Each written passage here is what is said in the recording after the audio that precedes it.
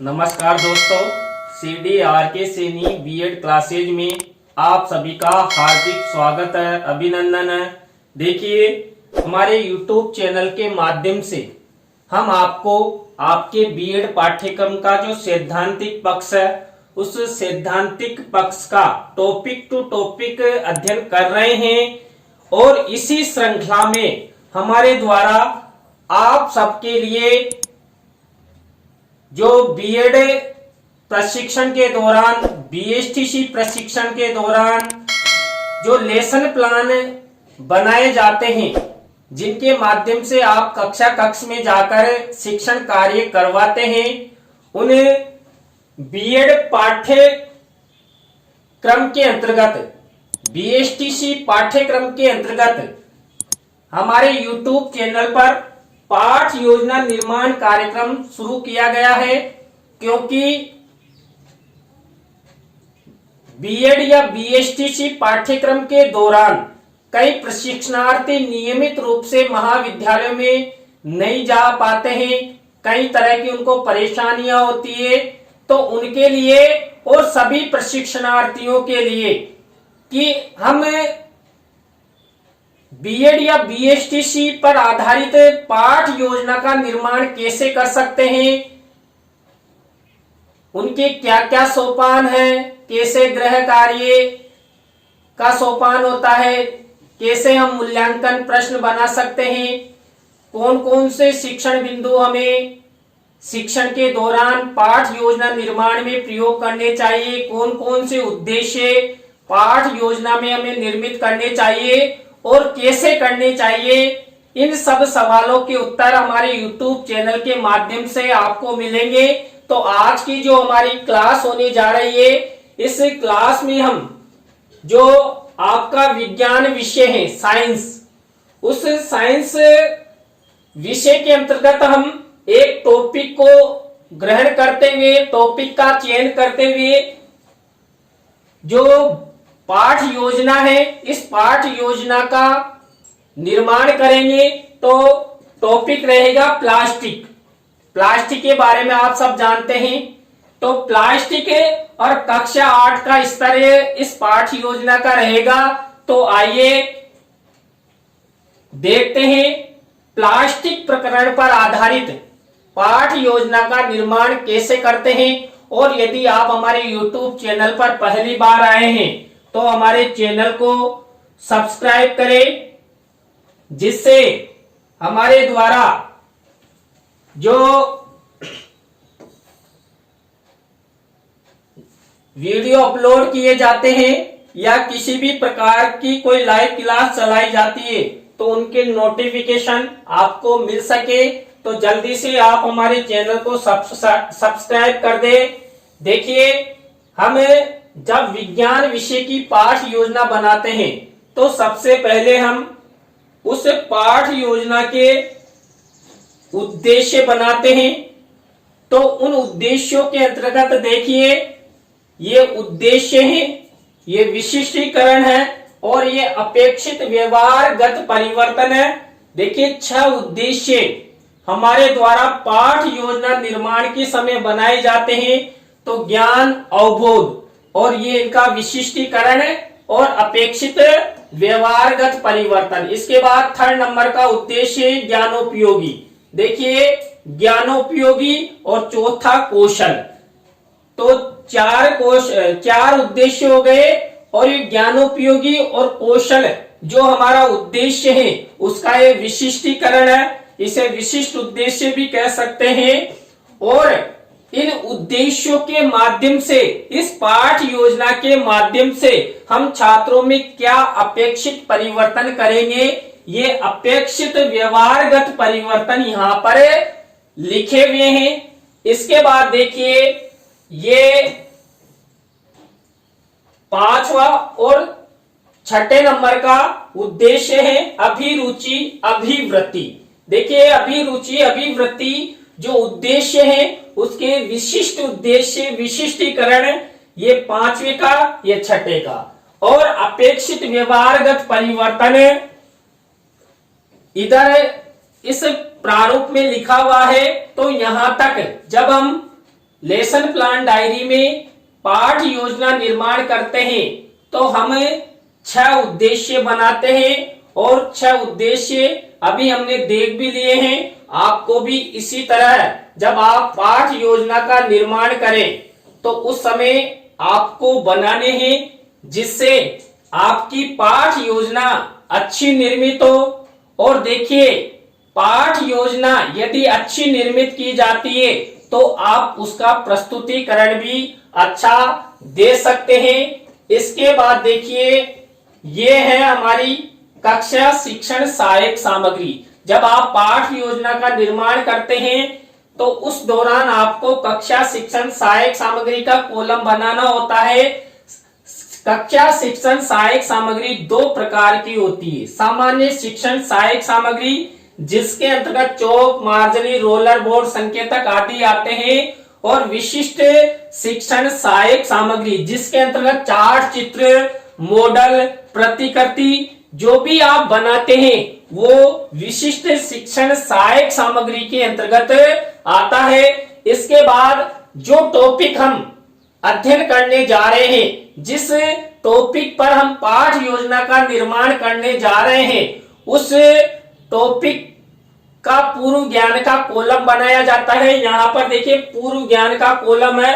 छात्र प्लास्टिक प्रकरण के बारे में सामान्य जानकारी रखते हैं, यानी कि प्लास्टिक के बारे में जो भी छात्र होते हैं वो छात्र सामान्य जानकारी रखते हैं। इसके बाद देखिए, अब हमारी मुख्य पाठ योजना प्रारंभ होती है। देखिए, सबसे पहला होता है श्यामपट्ट पूर्ति। देखिए, आप श्यामपट्ट पूर्ति जाते ही कक्ष में श्यामपट्ट पूर्ति करते हैं। और यदि आप आपकी पाठ योजना की डायरी में पाठ योजना बनाते हैं, लेसन प्लान बनाते हैं, तो उस लेसन प्लान में देखिए विद्यालय का नाम, देखिए यहाँ पर मैंने विद्यालय का नाम, हमारे चैनल का नाम लिख दिया है, CDRK सैनी B.Ed क्लासेज। इसके बाद हमने पाठ योजना का स्तर लिया है कक्षा 8 वर्ग अ। इसके बाद विषय विज्ञान, कालांश हमारा चतुर्थ रहेगा। इसके बाद दिनांक 20 मार्च 2021। देखिए, डेट तो आप जिस दिन पाठ योजना बनाते हैं उसके हिसाब से लिख सकते हैं।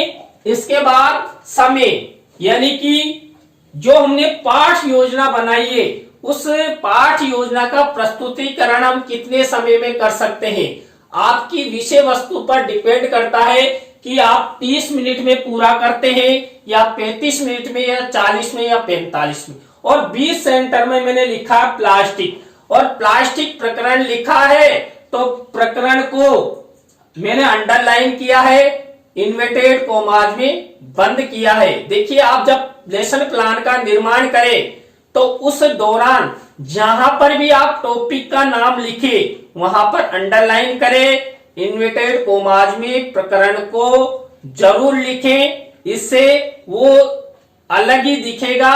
और जो आपका पर्यवेक्षक होता है उसको भी पता लग जाएगा कि छात्र अध्यापक ने, छात्र अध्यापिका ने प्रकरण प्लास्टिक नामक लिया है।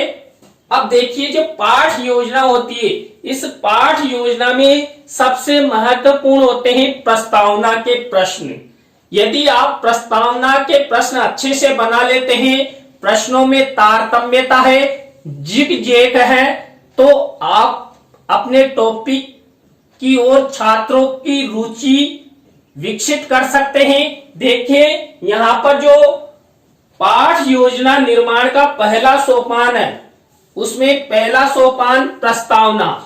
अब प्रस्तावना के अंतर्गत मैंने देखी यहाँ पर 5 प्रश्न बनाए हैं, और ये 5 प्रश्न है। और पाठ योजना निर्माण का फॉर्मेट देख लीजिए, शिक्षण बिंदु, छात्र अध्यापक छात्र अध्यापिका क्रिया, छात्र छात्रा क्रिया, श्यामपट्ट कार्य, शिक्षण सहायक सामग्री।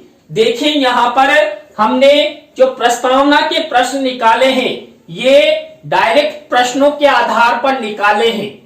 देखिए, यदि आप चित्र के माध्यम से प्रस्तावना के प्रश्न निकालते हैं तो शिक्षण सहायक सामग्री में उस चित्र को मिनिएचर के रूप में लगाना है, और यदि आप श्याम पट पर किसी भी प्रकार का कोई सेंटेंस या श्याम पट पर चित्र बनाकर आप प्रस्तावना के प्रश्न निकालते हैं तो श्याम पट ब्लैक शीट का मिनीचर आपको यहां पर श्याम पट में लगाना है।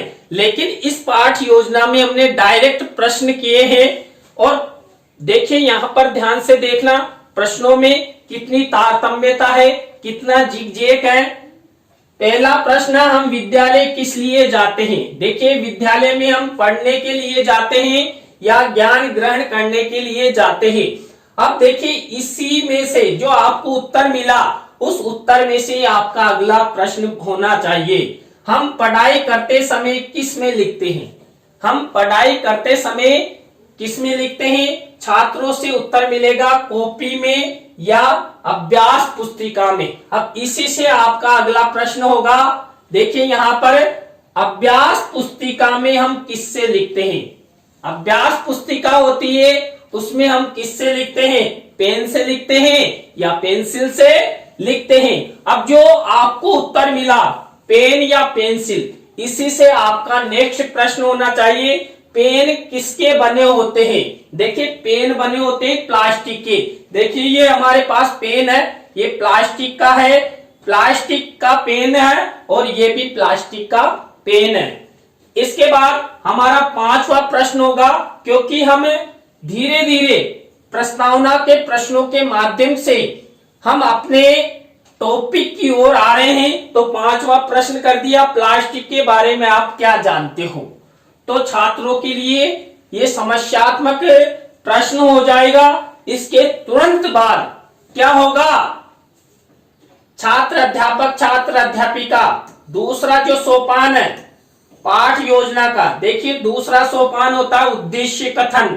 तुरंत उद्देश्य कथन करेगा, बच्चों आज हम सब प्लास्टिक के बारे में विस्तार पूर्वक अध्ययन करेंगे और छात्र क्या करेंगे? छात्र छात्रा ध्यान पूर्वक सुनेंगे और छात्र अध्यापक तुरंत यहां पर अपने टॉपिक का नाम लिख देगा। ये 2 सोपान हो चुके हैं, प्रस्तावना और उद्देश्य कथन। इसके बाद जब हम विज्ञान विषय की पाठ योजना का निर्माण करते हैं तो हमारा थर्ड सोपान होता है प्रस्तुतिकरण।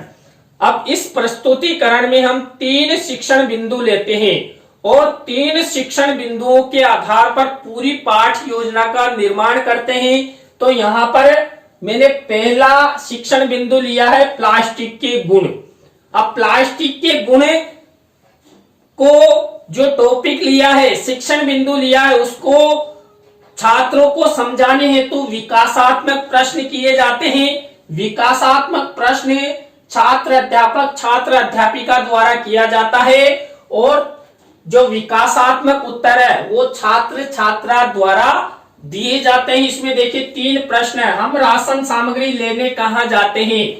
बाजार में। बाजार में अधिकतर लोग सामान किस में भरकर ले जाते हैं? थैलों में या प्लास्टिक की थैलियों में। अगला प्रश्न है प्लास्टिक के गुणों के बारे में क्या जानते हैं? अब देखिए कोई न कोई तो उत्तर दे ही देगा।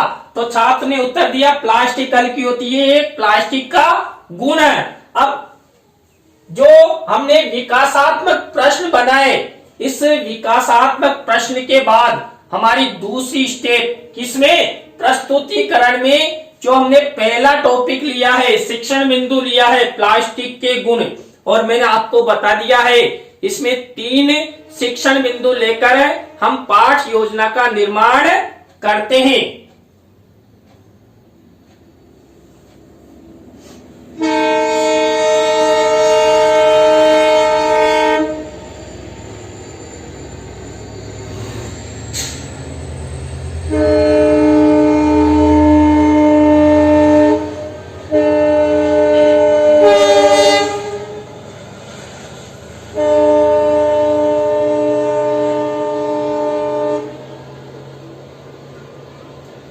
इसके बाद देखिए हम क्या करते हैं, जो हमने विकासात्मक प्रश्न पूछे और जो हमारा पहला प्रस्तुतिकरण के अंतर्गत हमने प्लास्टिक के गुण टॉपिक लिया, उसका हम छात्र अध्यापिका कथन करते हैं। यदि आप छात्र अध्यापक हैं तो छात्र अध्यापक लिखना और यदि आप छात्र अध्यापिका हैं तो छात्र अध्यापिका कथन लिखेंगे।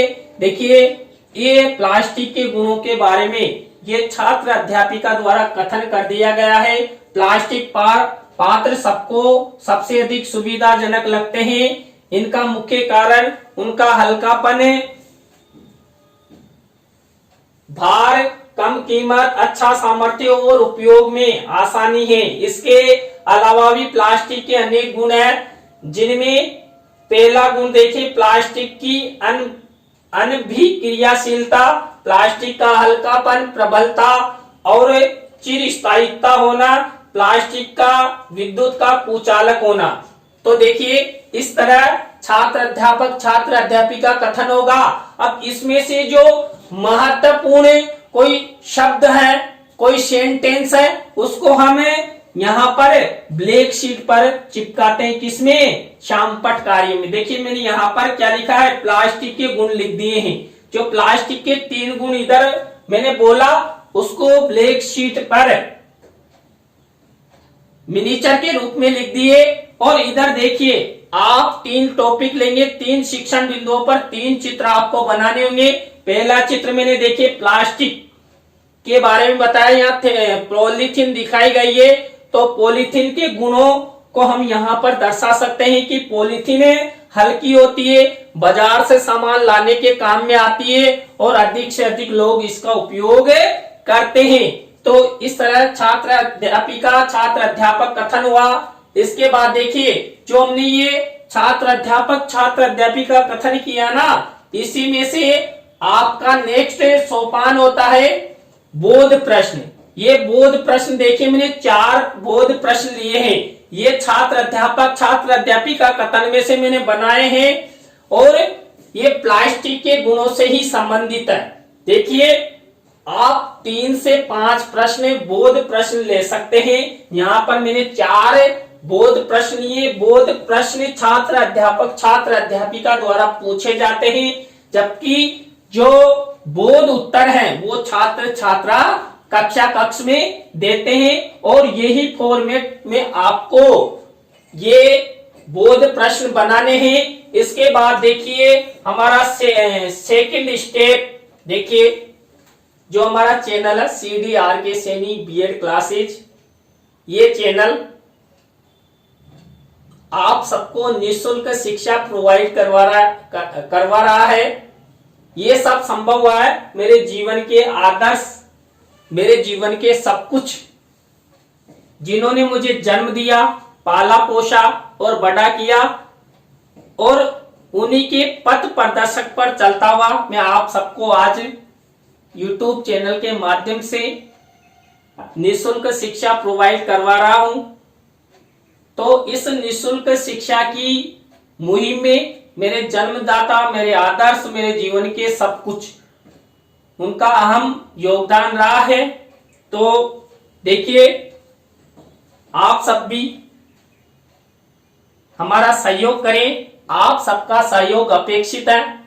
तो आप सब हमारे चैनल को अधिक से अधिक सब्सक्राइब करें, हमारे चैनल की वीडियो को अधिक से अधिक व्हाट्सएप, फेसबुक या अपने मित्रों या सहपाठियों को शेयर करें, जिससे इस निःशुल्क शिक्षा की मुहिम में हमारे साथ साथ आपका भी अच्छा सहयोग हो और अधिक से अधिक प्रशिक्षणार्थी हमारे YouTube चैनल से जुड़े और ज्ञान ग्रहण करें। इसके बाद देखिए जो दूसरा पॉइंट, दूसरा शिक्षण बिंदु हमारा चलेगा। दूसरा शिक्षण बिंदु हमने प्लास्टिक प्रकरण के अंतर्गत लिया है, प्लास्टिक और पर्यावरण। प्लास्टिक और पर्यावरण के बारे में यहाँ पर चर्चा की जाएगी। तो देखिए सबसे पहले आप सबको पता है हम विकासात्मक प्रश्न बनाते हैं। देखिए मैंने 3 विकासात्मक प्रश्न बनाए हैं और छात्रों ने ये 3 विकासात्मक प्रश्नों के उत्तर भी दिए हैं। इसके बाद देखिए जो प्लास्टिक और पर्यावरण, ये हमने दूसरा जो शिक्षण बिंदु लिया है, ये प्रस्तुतिकरण के अंतर्गत लिया है, विशेष ध्यान रखें। तो देखिए अब वही जो हमने दूसरा शिक्षण बिंदु लिया प्लास्टिक और पर्यावरण, उससे संबंधित जो छात्र अध्यापक छात्र अध्यापिका कथन यहाँ पर किया गया है, ये आपको आप पाठ योजना निर्माण करें तब लिखना है। आपकी पाठ योजना में छात्र अध्यापक छात्र अध्यापिका क्रिया वाले कॉलम में लिखना है, लेकिन इसको जब आप कक्ष में प्रस्तुतिकरण दे तो ये मौखिक रूप से होता है, यानी व्याख्यान कौशल के रूप में होता है। व्याख्यान के रूप में आपको छात्रों को समझाना होता है। अब देखिए यहाँ पर जो मैंने ये छात्र अध्यापक छात्र अध्यापिका कथन लिया ना, उसी में से मेन मैंने पहले भी बता दिया है, जो मेन शब्द होते हैं, महत्वपूर्ण सेंटेंस होते हैं, वो ब्लैक शीट पर श्याम पट पर लिखकर छात्रों को समझाए जाते हैं। तो यहाँ पर देखिए, प्लास्टिक से होने वाले प्रदूषण, वायु प्रदूषण, मृदा प्रदूषण, जल प्रदूषण, प्लास्टिक को जलाने पर विषैली धुआं उत्सर्जित होती है। ये मैंने महत्वपूर्ण शब्द सेंटेंस लिखे हैं, और इनसे रिलेटेड जो ये प्लास्टिक और पर्यावरण से संबंधित देखिए चित्र लगाया है। ये नदी है, इसमें जो पॉलीथीन है उस पॉलीथीन का कचरा बह रहा है, और जो पर्यावरण प्रदूषण होने का संकेत इस चित्र के माध्यम से बताने का प्रयास किया है। अब इसके आगे देखिए, जब हम छात्र अध्यापक छात्र अध्यापिका कथन कर लेते हैं तो इसी में से हम क्या करते हैं, बोध प्रश्न बनाते हैं। देखिए, बोध प्रश्न बनाए हैं यहाँ पर 4 प्रश्न। आप भी 3 से 5 प्रश्न बोध प्रश्न बना सकते हैं। आपकी इच्छा, आप 3 बनाते हैं, 4 बनाते हैं, 5 बनाते हैं। यहाँ पर उसी में से प्लास्टिक और पर्यावरण के टॉपिक शिक्षण बिंदु में से ही ये प्रश्न बने हैं। देखिए, ये हमारे चैनल का मोनो है, CDRK Saini BEd classes by CL Saini. इसके बाद हमारा थर्ड शिक्षण बिंदु चलेगा। थर्ड शिक्षण बिंदु है प्लास्टिक की हानियां। देखिए, ये प्रस्तुतिकरण के अंतर्गत ही चल रहा है। जो हमारा मेन शिक्षण बिंदु है प्रस्तुतिकरण, उसमें थर्ड शिक्षण बिंदु है प्लास्टिक की हानियों से संबंधित विकासात्मक प्रश्न, विकासात्मक उत्तर। ये विकासात्मक प्रश्न हम छात्रों से पूछेंगे और छात्र उत्तर देंगे। देखिए, बल्ब या पंखा चलाने के लिए किसकी आवश्यकता होती है? बिजली की, विद्युत की। बिजली के तारों पर किसका आवरण होता है? प्लास्टिक का। प्लास्टिक से होने वाली कौन कौन सी हानियां हैं बताइए। देखिए, एक छात्र ने खड़ा होकर उत्तर दे दिया वायु प्रदूषण, लेकिन कई प्रकार की हानियां होती है ना। तो यहां पर इस टॉपिक को और अधिक समझाने के लिए, इस टॉपिक के विकास हेतु हम क्या करेंगे, यहाँ पर देखिए हमने थर्ड प्लास्टिक की हानियों से संबंधित छात्र अध्यापक छात्र अध्यापिका कथन लिया है, और इसी में से जो मुख्य चीज है, मुख्य शब्द है, मुख्य सेंटेंस है, वो मैंने ब्लैक शीट पर श्याम पट वाले कॉलम में लिख दिए। देखिए, प्लास्टिक के पशुओं के श्वसन तंत्र में कंठ रोधक का कार्य करती है। प्लास्टिक पर्यावरण को प्रदूषित करती है, ये क्या नहीं है। यहाँ पर प्लास्टिक पशुओं के श्वसन तंत्र में, देखिए यहाँ पर मैंने चित्र लगाया, एक गाय है जो पॉलीथीन पड़ी हुई है, इस पॉलीथीन को खा रही है। जब ये गाय पॉलीथीन खाती है तो जिसका श्वसन तंत्र है, इस श्वसन तंत्र में कंठ अवरोध का कार्य करती है और पेट में ये जमा हो जाती है और धीरे धीरे गाय या पशुओं की मृत्यु हो जाती है। तो ये नुकसान मैंने चित्र के माध्यम से दिखाया है। अब आता है हम इस छात्र अध्यापक छात्र अध्यापिका कथन में से बोध प्रश्न करेंगे। देखिए, बोध प्रश्न मैंने 4 प्रश्न बोध प्रश्न लिए हैं और छात्रों ने उत्तर दिया है। ये हमने अभी टॉपिक लिया था ना, प्लास्टिक की हानियां, उससे ही संबंधित है। इसके बाद देखिए, हमारा नेक्स्ट शिक्षण बिंदु आता है चौथा, पुनरावृत्ति प्रश्न। पुनः आवृत्ति प्रश्न। पहला कौन सा? पहला प्रस्तावना, दूसरा उद्देश्य कथन, थर्ड नंबर प्रस्तुतिकरण। प्रस्तुतिकरण में हमने 3 शिक्षण बिंदु लिए। चौथा पुनः आवृत्ति प्रश्न। देखिए पुनः आवृत्ति प्रश्न, जो प्रस्तुतिकरण में आपने 3 शिक्षण बिंदु लिए थे, उन 3 शिक्षण बिंदुओं में से ही ये 5 प्रश्न पूछे गए हैं। रिपीटेशन हुआ है, जिससे छात्रों को अभ्यास हो गया, छात्र का मूल्यांकन भी हो जाता है पुनः आवृत्ति प्रश्नों के माध्यम से। तो ये 5 प्रश्न मैंने पुनरावृत्ति प्रश्नों के रूप में लिया है। इसके बाद 5वीं स्टेप आती है मूल्यांकन प्रश्न। देखिए यहाँ पर मूल्यांकन प्रश्न भी, जो हमने 3 शिक्षण बिंदु लिए, किसमें, प्रस्तुतिकरण में, उन 3 शिक्षण बिंदुओं के आधार पर पूरे मूल्यांकन प्रश्न बनाए गए हैं। मूल्यांकन प्रश्न आभाषद, रिक्त स्थान, सत्य असत्य और एक पंक्ति या एक शब्द वाले हम बनाते हैं। देखिए मैंने 3 मेन प्रश्न लिए। सही विकल्प का चुनाव कीजिए, रिक्त स्थानों की पूर्ति कीजिए, एक पंक्ति में उत्तर दीजिए और इनमें 2-2 प्रश्न बनाए, यानी टोटल 6 प्रश्न मूल्यांकन प्रश्नों के रूप में बनाए हैं। और हमारी 6ठी स्टेप होती है गृह कार्य। देखिए गृह कार्य में श्याम पट पर लिखकर हम छात्रों को प्रश्न देते हैं और वो प्रश्न निबंधात्मक होता है। देखिए यहाँ प्लास्टिक के गुणों एवं हानियों का विस्तार पूर्वक वर्णन कीजिए। अब देखिए यहाँ पर जो हमने विज्ञान पाठ योजना का अध्ययन किया, इसमें 6 शिक्षण बिंदु मेन हुए। पहला प्रस्तावना, दूसरा उद्देश्य कथन, थर्ड प्रस्तुतिकरण। प्रस्तुतिकरण के अंतर्गत हमने 3 शिक्षण बिंदु लिए अलग अलग। उसके बाद चौथा स्टेप आया पुनः आवृत्ति प्रश्न, 5वां मूल्यांकन प्रश्न और 6ठा नंबर गृह कार्य। तो इस तरह आपकी पाठ योजना पूरी होती है। आज की क्लास आपको कैसी लगी कमेंट्स में जरूर बताएं। यदि अच्छी लगी हो तो इस वीडियो को लाइक करें, कमेंट्स जरूर करें और अपने मित्रों और सहपाठियों को जरूर शेयर करें। कल इसी समय